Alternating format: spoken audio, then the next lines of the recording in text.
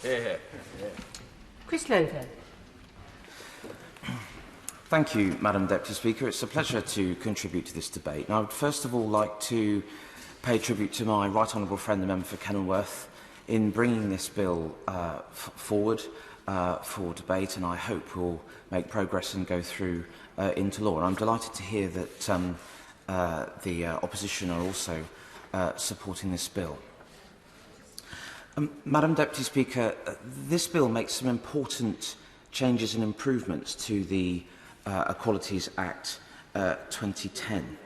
Those who are wheelchair dependent or those who have assistant dogs have express rights in the Equalities Act, but otherwise you don't if you are in need. And I'm delighted that this bill will look to address that point. There is no requirement currently of a local licensing list to register, and I think with some, I think only 70% currently, local authorities currently registered, have registered lists. That is something that is a cause for concern for me today, and I'm delighted also that this bill will make progress to fix that. Specifically, Madam Deputy Speaker, I would like to draw the House's attention to the change in section 167A of the Equalities Act, because it brings forward new offences where drivers fail or refuse to accept a booking from a disabled person because of a disability. And I think that's so important. I was listening intently to my friend and colleague, the member for Rutland and Melton, just now about some of the experiences that she was sharing. There are many of us in this House who also have had those experiences shared with us from constituents. And it is very important that we look to address this and put this right. And I cannot commend my right honourable friend enough for addressing it. One of the themes that have come through so far in this debate is the effect that this bill will have on those living in rural areas. Taxi drivers have a considerable impact in rural areas, and I have to say in many cases it is regrettable that there is such a high dependency on taxis, because I think it is incumbent on the government to take note the fact that bus services in rural areas have not been of the highest priority for a little while, and I hope in the recently announced white paper and the work that the government is doing that this will be fixed, and I hope that the Minister might, when she contributes, may be able to just update us on that, particularly in terms of the effect for disabled access and those needing them. But of course, this debate is about taxi access, and I just want to pay tribute, should I say, to my local taxi firm, Beaver Cabs, in Sherborne. They do a wonderful job, and those taxi drivers, I have to say, they do much more than just drive someone from A to B. They have a relationship. They are often one of the few people that a resident will interact with over a period of time. Now, there are also many of us that have large rural constituencies. I was also listening to some statistics from honourable friends a little earlier about the size of constituencies. Well, I know some of us like to have a little bit of competition on this side of the House, but West Dorset is a constituency of 400 square miles. It is a constituency of 132 parishes. It is very vast. There are 84,000 electors. It is a considerable rural constituency, and there are very high dependency levels on the use of taxis. And of course, there are many, many hidden needs. And of course, some of the needs which my right honourable friend covers in this bill are mentioned. Building on the generosity and kindness of these taxi drivers is so key, and I think we have to take care not to portray all taxi drivers in the view of those maybe few who are less kind and less generous with their assistance and their help. They already do many things, the majority of taxi drivers, and the good thing about this bill is that it will legislate to ensure that those who do not take these things as standard will indeed have to do so. Madam Deputy Speaker, for me in West Dorset, I have a particular difficulty with disabled access to and from cars and taxis to railway stations. I have 7 train stations in my constituency. Only two of them are actually accessible. And the other train stations that serve the wider area also are not accessible. And this is something I would be delighted to give way to my honourable friend. Thank you. I asked my honourable friend, he has great expertise in trains, I believe, and all things of the choo-choo background. Can I ask why he believes, what his assessment is of why these train stations haven't been given the sort of facilities and accessibility they need? Because it's the same problem in my rural constituency. Can I thank my honourable friend very much indeed for her intervention, because as in most cases I completely agree with her on this point. I have been actively pursuing the point for Dorchester West. Dorchester is the county town of Dorset. Dorchester West is now fully accessible. That is one of many campaigns I have to achieve this. It has taken far too long. Dorchester South, the county town station that goes to London, is not fully accessible. If a disabled taxi pulls up to Dorchester South station and the train arrives from London Waterloo, that disabled person cannot access the taxi. Yeovil Junction is not in my constituency, but it serves the vast majority of the rural north of it. It is not staffed all the time. If a disabled person gets off a train and cannot manage the steps, they are stranded. This is completely unacceptable, and I hope that my honourable friend, the Minister, will also give due consideration to this and many other things that I have to share with her and her colleagues on this matter. I shall be delighted to give way to my honourable friend. Great expertise and experience in this area, so forgive me, Madam Deputy Speaker, and I hope my honourable friend will, but will he acknowledge at least that the government are making investments in our railway network and our railway stations to improve accessibility through the Access for All programme, which has seen £350 million of investment between 2019 and up to 2024. Maybe his constituency perhaps doesn't have that investment yet, but he should certainly seek it. Can I thank my honourable friend also for his kind intervention, because I completely agree with him and I think the government's work in this field is excellent. The regrettable part, though, is it's not excellent in West Dorset yet. And when we have a county town station, when we have the second town of Somerset on the border served with a station that if you're disabled and you arrive at that station after 8 o'clock at night, you are stranded, that is completely unacceptable. So I'm very grateful to my honourable friend for highlighting that point. Yes, I completely support what the government is doing, and I warmly welcome more of that investment to West Dorset to address this issue. I should be delighted to give way to my honourable friend.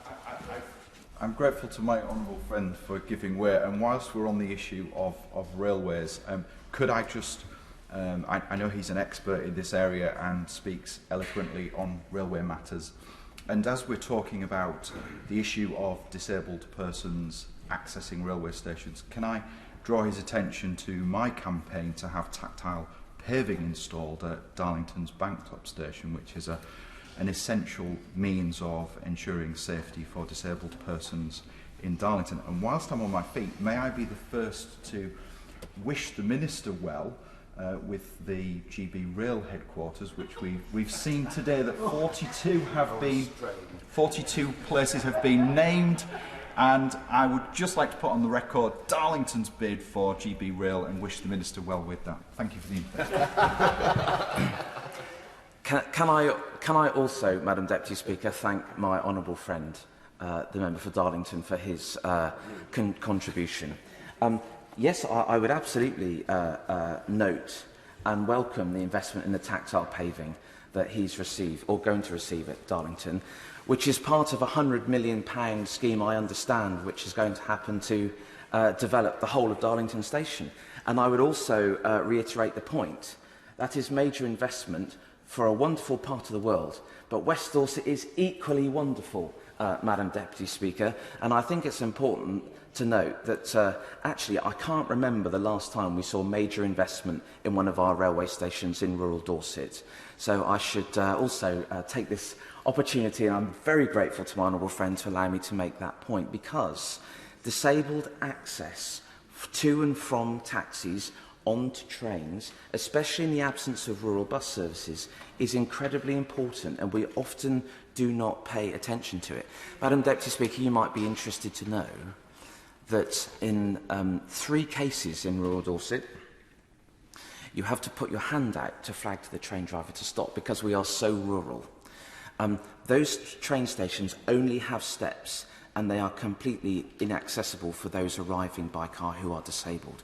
And I just think there's a wider piece of work that I hope that the DFT and that my honourable friend, the Minister, will be pursuing to ensure that the connectivity between those who travel by car and taxi, who are disabled, and by train can be much further developed.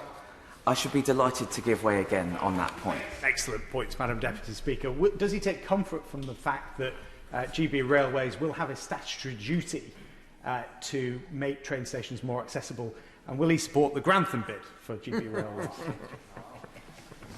Thank you, Madam Deputy Speaker. And can I also thank my honourable friend? I should just say I'm open to being lobbied to support offers. So I hope my honourable friend will forgive me for not declaring just at the moment which head office I should support. But I think we need to be careful not to stray off the point.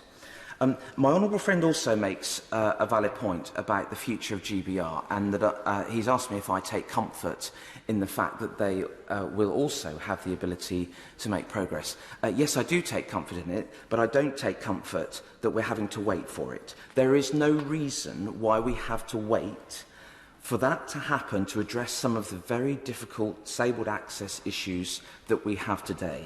There are many of us, particularly in rural areas, that have had to wait for decades already, and we should not have to continually wait for a new initiative. But I welcome the GBR initiative. It's going to do great things for the railways of this country, and I warmly commend my honourable friend, the Minister, and her colleagues for the work on it. However, Madam Deputy Speaker, I'm very conscious that we're sort of straying to talk about trains and railways. I'm delighted to take interventions and questions from my honourable friends, but I'm conscious that I'm not the person at the dispatch box to receive any more of those. So I hope honourable friends will just bear that in note. Madam Deputy Speaker, I just want to finally say that, again, in rural areas, the absence of rural bus services means a much higher dependency for disabled people on taxis. We have to bear in mind the cost that is involved with this for them. And the thing that really is so sad, actually, is that those who are disabled, particularly in rural areas, have to pay more in order to be connected and to go somewhere because of the nature of their disability. And that is something we should know. And I'm delighted that, again, this bill looks to address many of those matters. I should be delighted to give way to my honourable friend. On that point, does he recognise that if we are to reduce reliance on taxis in the most rural areas, perhaps the government needs to look at improving its local government settlement fund and its funding to rural authorities, because otherwise we will have increased reliance on these taxi services, which in themselves sometimes struggle to operate in rural areas. So we need that funding to ensure there are adequate buses, and the government should be stepping forward to provide fairer funding to rural areas. Thank you, Madam Deputy Speaker. I absolutely agree with my honourable friend, the member for Rutland and Melton. I'm afraid I did look through the revenue support grant list, but I can't recall for Rutland and Melton how her constituency benefited or not. I can tell the House that Dorset did not benefit at all from the revenue support grant. It was zero. That, of course, compounds the difficulties of which we experience. And I should pay tribute to my right honourable friend, the Secretary of State for Local Communities, because he has met my colleagues and I from Dorset in order to look to address this. But I do agree with my honourable friend that this is a matter of real concern to many of us in rural constituencies, and I think it's important that the balance actually is readjusted now, that rural areas are important. We have taken them for granted, particularly for disabled access and disabled transport, for too long. And I know my right honourable friend is making good progress with that in this bill, and I'm sure that my honourable and right honourable friends in the department will take it further. Madam Deputy Speaker, I'm conscious of the time, and I'm very grateful for the time being afforded to me, but I was just going to conclude by saying that the dependence on taxis, because of the absence of rural bus services, particularly for disabled people, is an ongoing concern. For the last 2.5 years, or just under, since I've been elected, we have seen a considerable reduction in rural bus services, and it has put undue pressure on those who don't have their own car, and particularly those who are disabled, who need to get to the hospital, who need to go to the doctors, the dentists, shopping, the most basic of things. And that is also something that I look forward to seeing progress on in due course. But I would just finally like to say, Madam Deputy Speaker, that my right honourable friend, the member for Kenilworth, has done a sterling job here with this bill. I think it's going to make a huge impact, and it will be of huge benefit to many people who maybe don't even realise that we're even talking about this today. I'm sorry not to see more members on the opposition benches today, because this House has talked a lot about this issue over many years, accessibility and equality, and I'm very sorry that the opposition benches are so free and empty. And I'm sorry that that's not meant to be a political point. I'd just like to say to the honourable member sat on the front bench opposite. But we have talked about this matter a lot in this House. And I think it's important that today we can demonstrate as a House of Commons of the United Kingdom that we are making real progress on a matter that will affect a lot of people. And I would like to pay tribute once again to my right honourable